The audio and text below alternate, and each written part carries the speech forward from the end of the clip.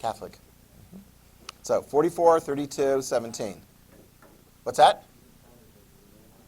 Yeah, and the Latin script as well. Yeah, that does help as far as like identifying and so forth there. Okay? Fighting, fighting, fighting, fighting, fighting, fighting. It's going to be awful. Let me just give you a little bit of a hint of like how it's going to be playing out. Here's the before and after. 1991, look at the map on the left. Look at the map on the war 1998. By 1998, the fighting has stopped. The lines are drawn. We'll see the United Nations is going to have areas of like a ceasefire zone, basically, and they're going to be populated by United Nations troops. So by the time that the fighting stops, and you got this boundary and so forth, 1998, and basically Bosnia is going to be broken up into two different parts. But you can look and see kind of, let me see, blue is going to be predominantly Croat. Green is going to be predominantly Bosniak. Red is predominantly Serb. Why is it Bosnian? Yellow is Bosniak-Croat mixed. Wait, why is it Croat in the very top of the third? Because that's just where some of them are. If you actually look at the map, part of Croatia is right there. Oh, Yeah. I mean, it's kind of like people live where they live. It's like, I don't know. What is going to be taking place during the war and so forth? Ethnic cleansing. And it's going to be carried out by military forces. And probably the worst perpetrators of the ethnic cleansing is going to be the Serb side, the Yugoslav side. Okay? So if you look at that, it's kind of like, when the war is finally over, where do they draw the lines? They draw the lines where the people are finally by that point. Take a look here. The Bosniak population, green areas. What happens to the Bosniak population in certain areas of Bosnia by the time that the fighting stops? They're gone. They're either dead or they've moved on because it's not safe. You can say the same about some of the Serb population. So you got some of the Serb population kind of along near the coast, or at least near Croatia and so forth. They're dead or moved into populated areas that are mostly Serb. There's a color thing. It's like, oh, look, they've all just sort of separated out. Well, what are the details of that? Well, let's see. Who's going to be? Yeah, this is Bosnia, 1994. Yeah, the Serbs are doing pretty darn well. These are Serb forces, not the population. These are the actual Serb forces. This is why, by 1994, if you haven't written it down already, the Croatian forces and the Bosniak forces team up together because they're like, we're getting beat individually by the Serb/Yugoslav forces. Do you follow? Are you following it? Stay in there. More proof of ethnic cleansing in Bosnia. Here's a 1991 map. Here's a 1998 map. Again, you had more areas of mixed population. I like this one because it shows, you can see like more than 75% of a particular national group is the darker colors. And then you saw the lighter colors where you just have sort of 45 to 50%. So like right around here is Sarajevo, very, very mixed. That's the capital of Bosnia. Shh, guys, please. That's the capital of Bosnia. You've got a real mixed population and so forth. Not necessarily safe, ultimately, to be living in a mixed area. Sometimes, like in Rwanda, sometimes it's your neighbors you have to worry about. So, question. Did ethnic cleansing work? No. Was ethnic... Well, it did work, but not good. No, it's not good. I mean, it worked very badly for people. Let us give you some numbers. Over 100,000 people killed. You're like, oh, well, that's nothing compared to what happened in Rwanda. Oh, okay, good. Great. Well, that's good. Yeah. Over 100,000 people killed. 2 million people displaced. You can tell as far as the displacement. I mean, that's very apparent by the movement of people into other areas. Here is one. Over 50,000 females raped, mostly perpetrated by Serb forces. In the city of Sarajevo, which is going to be like right there, you're going to have a siege taking place where literally, if you're like, can I just like go out and get some groceries or get some fresh water and so forth? Not so easy. There's snipers all over the place. You're going to have, let me see, 11,500 people die in the city of Sarajevo, the most populous city within Bosnia. 11,500. Who is going to be carrying out many of those atrocities or military activities? Take your pick on the Serb side. Milosevic is in charge, but I want you to also identify and put in your list of Serb leaders, this is a Serb Bosnian leader. So he's not necessarily officially part of the military, so he would be one that's sort of helping to organize Bosnian Serbs in conjunction with the Yugoslav/Serb military and carrying out the attacks and also many of the atrocities. Anybody have any idea why there's this picture of him like with a beard, looks like Santa Claus? What a sweet figure. Yeah, it's the same guy. Why? Why would he be wearing that? Is this just like a style thing? I don't know. Like during COVID, you're like, I think I'm going to grow a beard. Any of you guys feel like growing a beard? Yeah. He wanted to hide his identity. He is going to be sought after as a war criminal. Write that down. Oh, we're already starting to get an idea of like how this is going to play out ultimately.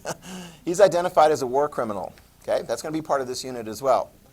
Tries to hide his identity. Ultimately, is going to be captured. Okay.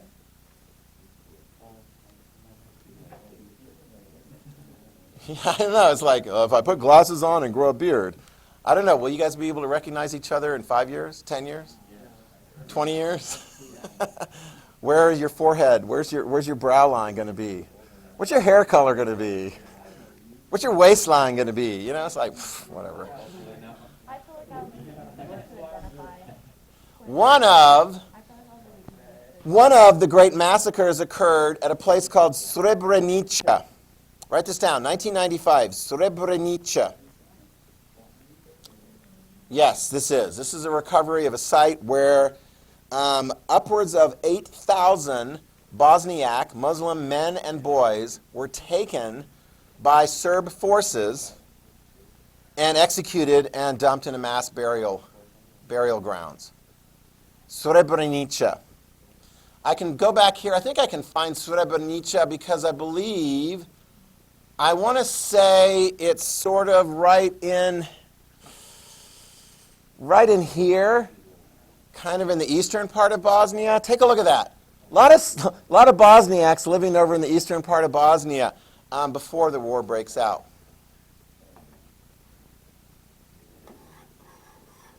How many Bosniaks living there after the war is finally concluded?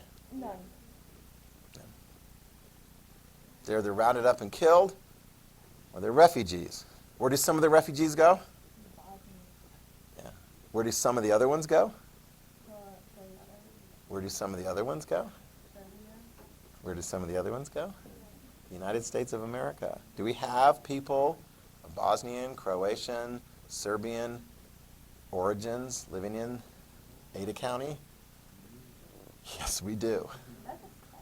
Yes, we do. I mean, they were trying to get away. Yeah, the woman who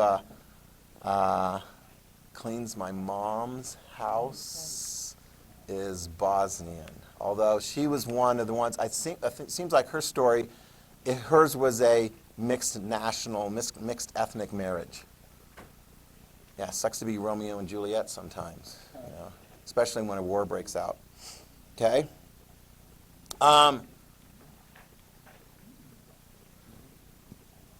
Will anyone, yes. Will anyone intervene to help these poor people? Well, I'll tell you what.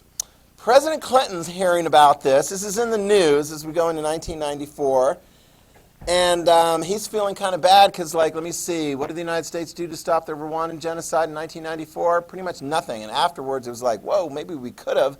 And now we've got genocide taking place in Europe. And, of course, some people are like, oh, well, and you hear it. You actually saw it in the Rwanda thing. You're going to have some people going, oh, well, you know, the Europeans and the Western countries and the United States, they care about white people being killed by other white people.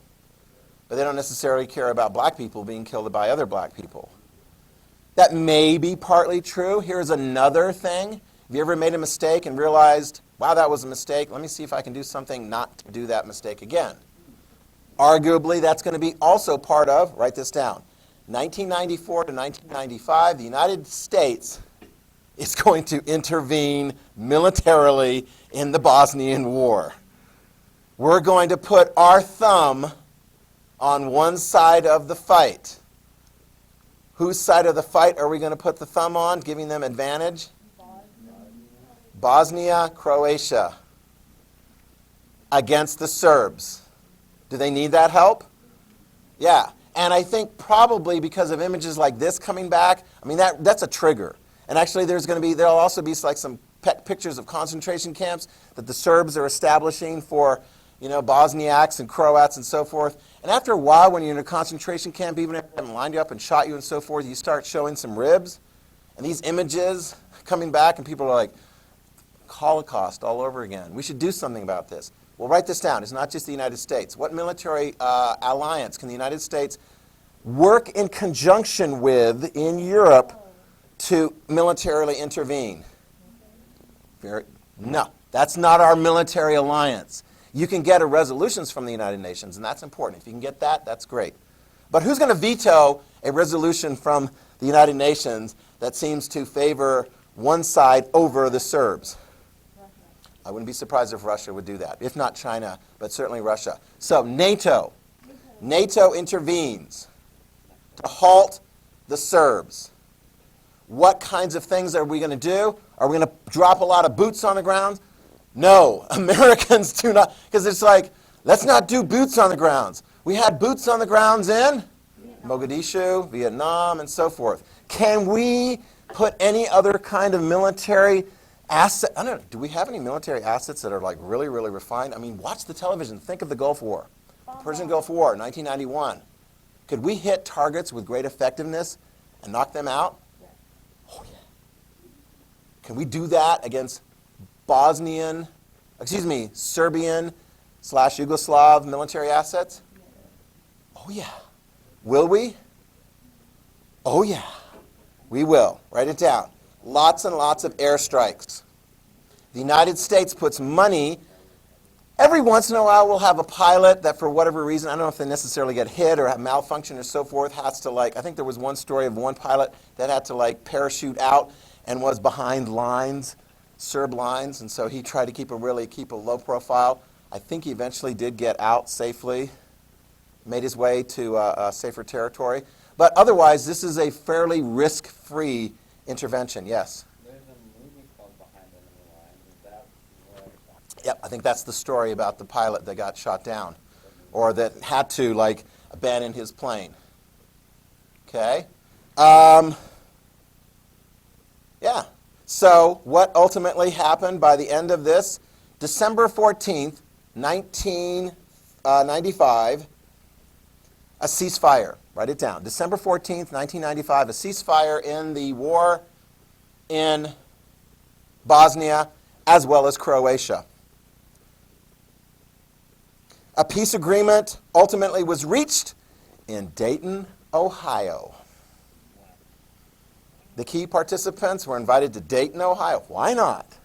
Why not? They're called the Dayton Accords. And what came out of the Dayton Accords? Well, right here. New lines. Drawing what was, in effect, the result of ethnic cleansing.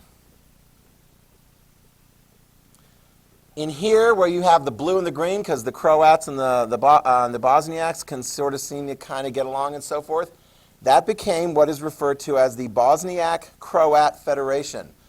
Officially on paper, they're still Bosnia, but the reality is the Bosniak-Croat Federation right here, that's a political entity. And then what about these two red parts where the Serbs, Bosnian Serbs, live predominantly? They're going to be in what is called the Bosnian Serb Republic. So at the end of the war,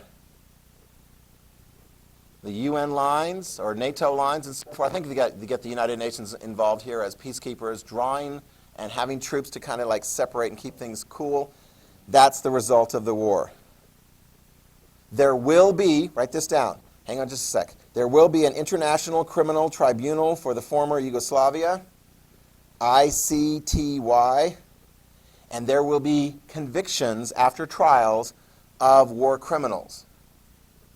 And there will be people from all three sides who are going to be convicted. Although, you ready for the numbers? Serbs first, then Croats, then Bosniaks. It's not going to be nearly as many numbers as we've seen like in the situation of Rwanda.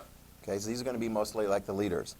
45 Serbs are going to be convicted by the UN-sponsored International Criminal Tribunal for former Yugoslavia. 12 Croats and 4 Bosniaks. Okay, so you can kind of look at it like, so based on that measurement, who carried out the greatest number of atrocities?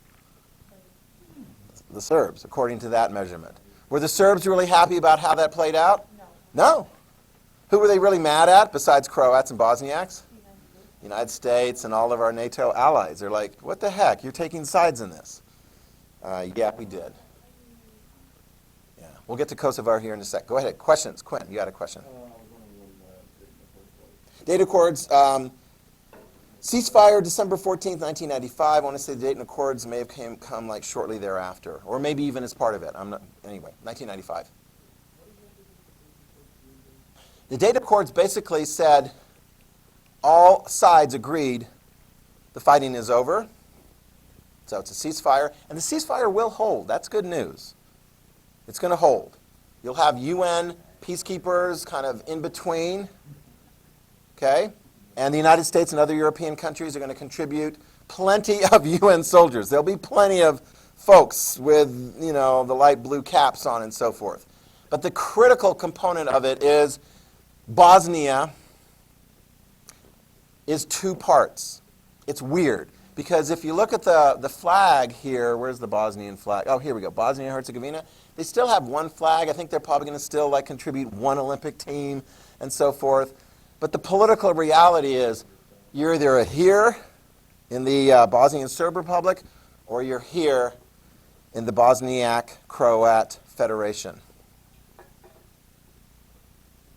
That make sense? Kind of crazy. And it's not over. Because one part that had not been involved in the whole Bosnian fight was Kosovo. Oh, yeah. We haven't even gotten to the Kosovo genocide yet. We were just doing a paper 2 20th century war topic. Although having said that, that really helps lay the foundation for what's coming next. In Kosovo. Are you ready? Let's get to the detail in Kosovo. You have a question? Actually, let me show you the 3-minute video thing because this isn't too bad. Okay? No, here we go. 3-minute video that actually is 5 minutes. So this guy lies, but whatever. Cut him some slack. Joseph Tito, who had kept Yugoslavia together since World War II, died in 1980, just as the USSR began to fall and the Yugoslav economy began declining. The IMF agreed to loan Yugoslavia money, but required a series of reforms which worsened unemployment, decentralized the Communist Party, and helped fuel nationalism. However, who became nationalistic first is still a matter of debate. So, to explain Yugoslavia briefly, there were 6 republics. There were the wealthy Catholic republics of Slovenia and Croatia, who sought closer relations with Europe, the Pro Orthodox Republic of Macedonia, the Central Orthodox Republics of Montenegro and Serbia, and the Muslim Republic of Bosnia. Plus, Serbia had 2 autonomous regions, Vojvodina and Kosovo. However, Kosovo was largely inhabited by Muslim Albanians, Croatia had a large Serb population, and Bosnia had a large population of Serbs and Croats.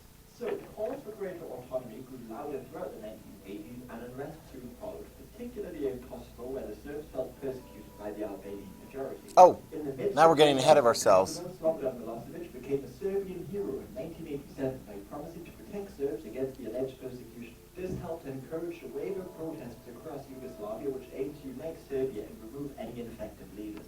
By 1989, the anti-bureaucratic revolution had succeeded in putting Milosevic and his allies in power in Serbia, Montenegro, Kosovo, and Vojvodina. However, they were prevented from protesting in Slovenia by the Croatians. Thus, the Slovenians, who were already angry at the arrest of journalists, lent their support to the striking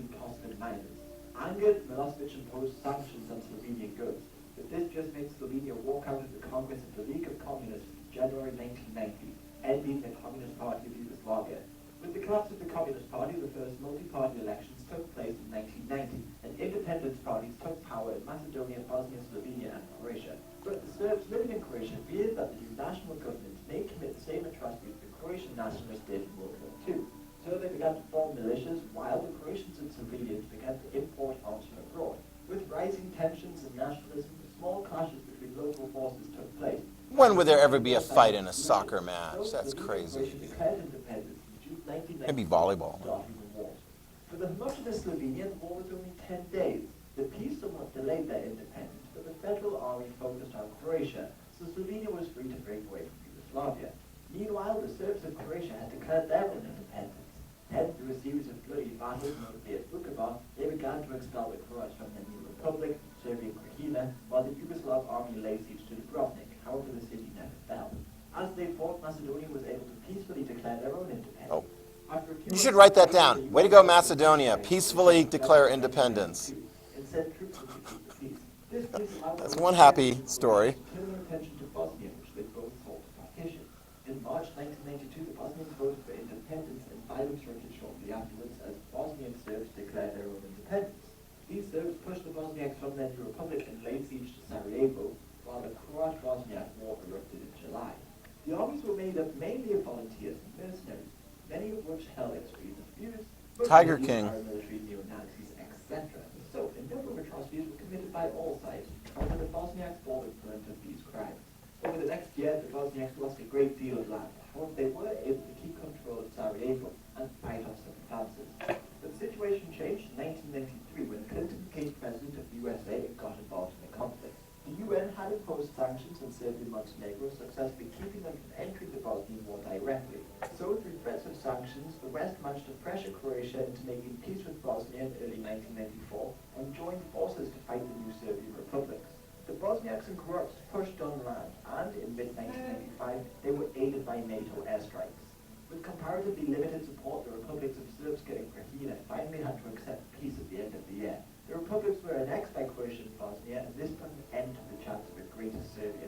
So Yugoslavia was left only with Serbia and Montenegro. However, tensions remained high in Kosovo. Initially, independence movements in Kosovo were peaceful, but they became violent in 1996. you're getting a preview here. Liberation Army, which received training and money from the West. Their attacks on Yugoslav authorities intensified until Milosevic, then president of Yugoslavia, responded, and the Kosovan War erupted in early 1998. We'll develop this. But a year into the conflict, NATO responded by conducting a series of airstrikes on Serbia, forcing Milosevic to withdraw his troops. Milosevic was later ousted from power after a disputed election, and Yugoslavia became Serbia and Montenegro. But in 2006, a referendum narrowly passed and the two nations split. Then, with foreign troops still in Kosovo, Kosovo declared independence in 2008, however many nations have not recognized it. Yeah, that last minute or minute and a half, there's a lot more going on there, and let's get to it. Let's get started on that. All right? Kosovo, Kosovo, Kosovo. We got some of the key players. We got Milosevic still in charge of Serbia, and he has a real interest in what is going on in Kosovo. I want to, and they didn't give the date there, and I actually don't have it written down. I want to say probably early in the 1990s. Yeah, in the midst of all this crazy stuff going on there. Yeah, I would say in the first half of the 1990s. I don't have the exact date. But, good on them. Their biggest question was, Greece was like, I only want to call you Macedonia, because then all the Macedonians in Greece are going to be wanting to leave Greece to form part of a greater Macedonia. So we're going to force you to call yourself the former Yugoslav Republic of Macedonia. But now I mentioned to you, I think within the last year or two, they finally came up with a new name. What new name is that? Macedonia. North Macedonia. He's like, okay, fine. Does that make everyone happy? So if you're Macedonian, where do you live? You either live in North Macedonia or you live in Greece. Cool. All right. Meanwhile, of course, in Kosovo, where a lot of the various different things had been taking place, they actually, write this down, they had stayed out of the fight going on in Bosnia. There were some Bosniaks and so forth going, hey, fellow Muslims in Kosovo, time to join us, right? You're going to miss out on this. The Serbs are bad and da-da-da-da-da. But it's very interesting because they sort of decided, let's see how things play out. Ultimately, there will be some really terrible things taking place in Kosovo. Okay? One of the key leaders in Kosovo, there's going to be two key leaders we're going to be looking at. One of the key leaders is this guy, Ibrahim Rugova. Ibrahim Rugova, if I tell you what he is referred to as, it's going to help you understand. Well, it says right there, he's a pacifist leader. He's sometimes referred to as the Gandhi of the Balkans. Gandhi, Mr. India's independence, was Gandhi like a George Washington type figure? No, he was not a general in the sense that he led military campaigns. He led all other kinds of campaigns. Rugova's key method is going to be passive resistance. So you can say Gandhi, you can look at Martin Luther King and so forth. He wants to achieve his objectives by peaceful means. And he's got the vast majority of Kosovo, which are his people. So if he can get them to be organized, he may be able to reach his objectives. Perhaps. He is going to be heading up what is referred to as the Democratic League of Kosovo, the LDK. Do you see that in there? Okay. So, LDK. Yeah, it's like halfway through all the different key points and so forth. Get that? The LDK. And again, as I mentioned, he says he resists the pressure from the part of Bosniaks and Croatians to join the fight that was taking place in the mid-90s, the Bosnian War. And so, key point, write this down. The Dayton Accords do not apply to anything going on in Kosovo. Kosovo is still part of Serbia, or whatever rump of Yugoslavia, if you still call it that.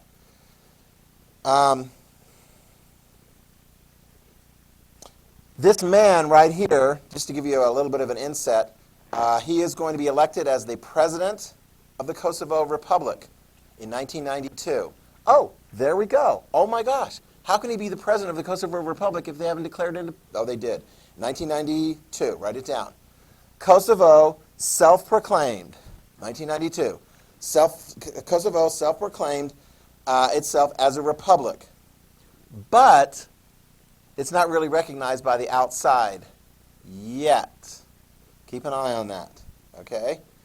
He will be further elected as president in 1998, later in 2002 and 2004. So we're going to see him being a participant, mostly looking for, if at all possible, peaceful means to achieve the objective of either straight-out independence or at least more autonomy. Okay? So he's the peace guy in the mix.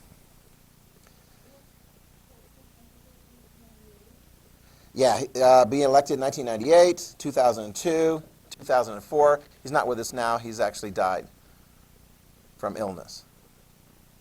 Another group in Kosovo. Write this down. Another group forms up in Kosovo called the Kosovo Liberation Army, KLA, although if you look at the acronym, it's actually UCK. Okay? Do you notice anything on the symbolism here? Yeah, they got the Albanian, like the two-headed black eagle on the red background. These guys are not into pacifism. These guys are into the use of military force. They form up in 1996. They are frustrated that pacifist methods advocated by Rugova and his political party, that they're not getting things done. They're not getting things done. Exactly. Yep, exactly. Very good point. Okay? And so it's very interesting. It's kind of like if you were in what became the United States of America and you didn't want the British to do this, that, and so forth. Sometimes you're like, well, send them a petition. Ask the British to do this. Ask the British to do that. These guys would be more like the Sons of Liberty up in Boston. They'd be doing the tarring and feathering and so forth and so on. So next time, 1996, next time we'll talk about 3 Serbs were killed in a cafe in Pristina by the KLA. Oh, okay. They're KIA by the KLA. Okay? Okay. I think we might actually get close to finishing it out next time, although that's going to be close too. All right. Whew. A lot of stuff.